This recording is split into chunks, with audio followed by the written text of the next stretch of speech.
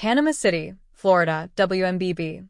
After 8 days of testimony and another 8 hours of deliberation, a local jury came back with their decision in a high-profile media lawsuit.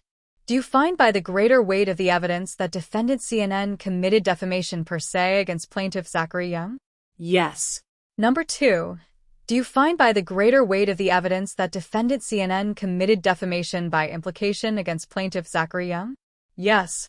In 2021, the Biden administration pulled U.S. troops out of Afghanistan. The chaotic withdrawal left thousands of Afghan nationals at the mercy of the Taliban. Many scrambled to find a way to evacuate. CNN produced a story about the highly lucrative black market evacuation trade that developed.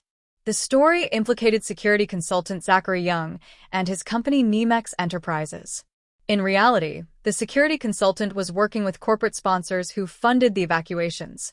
During closing arguments Thursday, Young's attorney Devin Friedman said Afghans wouldn't be able to afford the service themselves and needed guidance following extraction from Afghanistan. These refugees needed someone who could navigate the complex legal issues that arose when Afghans arrived in new countries, Friedman said. CNN's lead attorney David Axelrod tried to convince the jury that Young was profiteering off desperate Afghans. Related video, CNN defamation trial. CNN correspondent Alex Marquardt takes the stand, Court TV. Court TV. CNN defamation trial. CNN correspondent Alex Marquardt takes the stand. 0. View on Watch. View on Watch. The story got started by Jill Kornetsky saying anyone interested in a story about an American mercenary charging people $13,000 per head? And how did she know about it? Because he was out there on LinkedIn out in the open advertising his services, Axelrod said. The defense attorney called the story truthful and argued Young put himself in the middle of it. Mr. Young, he didn't want to be reported on. No doubt about that.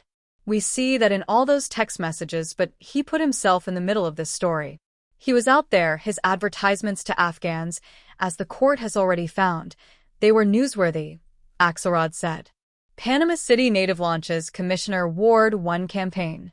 When jurors returned a verdict for Young, they awarded him $4 million for lost wages and $1 million for emotional distress.